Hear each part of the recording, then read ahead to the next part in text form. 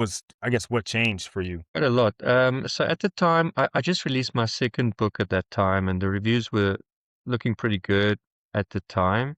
So that was me launching or starting my writing career, right? So second book out, TV interviews, possibility of it being turned into a TV series, all on the cards. We're all good to go. And then baby number one comes around, and then pretty soon after that, baby two comes around because the doctor said, you're not 15 or 20 anymore. Your body starts now working towards a different environment, especially for my wife.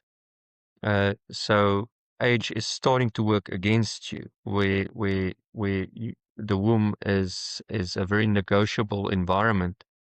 It does get to a point where if you're nearing 40, there are more risks that start entering the game plan. So, and coincidentally, endometriosis was always on the cards. Endo might come back. It's not one of those guys that you take out of the game. He's benched. He always has the ability to come back.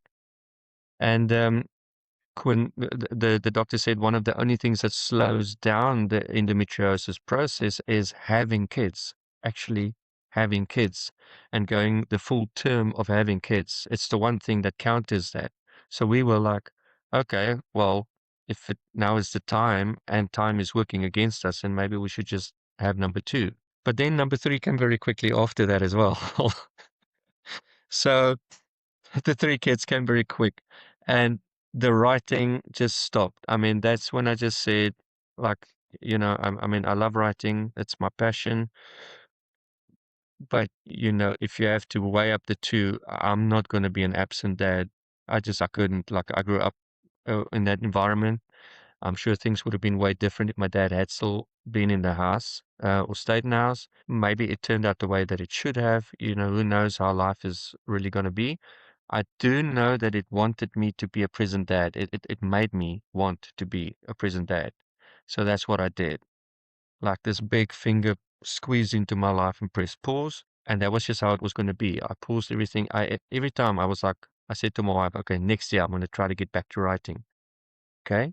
And then it wasn't going to happen. And then, okay, next year I'm going to get, so every time it just pushed it back. And I would make that same choice again. I would push it back every time. I see the fruits of it now.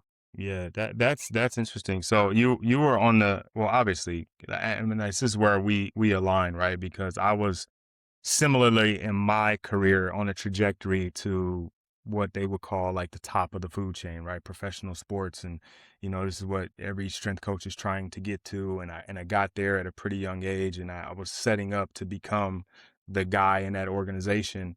And then the first kid is like, nah, you probably don't want to do that. And and I 100% agree. Like, yeah, I definitely want to be present.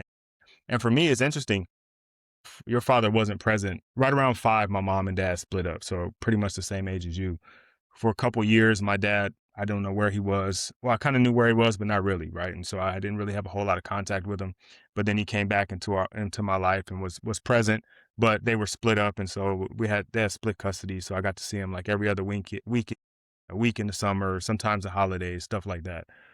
I had a stepfather because my mom remarried, but he was a workaholic. Like he worked. I say all the time. I don't remember a time in my life where he didn't work overtime. Like he was always at work, and when he wasn't at work, he was asleep. And so I didn't really have a really solid relationship with him because he was physically present in my house. Like I could see him, but that was it. And then my biological father was present when I was with him. But at that time, if you were separated, the internet wasn't like that, right? I couldn't just hop on and give him a phone call, or you know what I mean. You had to be at the house to get a phone call. It wasn't like it is now. I couldn't FaceTime him, or I couldn't, just get on Instagram and see what he's up to today. So I essentially had no contact with him unless I was there with him. And so while I had fathers, two of them, which is more than most of us can say, I didn't have the presence that I wanted. So I knew when I became a father, I wanted to be fully present. And I did the same thing. Like I pressed pause on that, and I just locked into being present with my family, and finding another way to make things happen aside from going away from the house to pursue quote unquote my passions.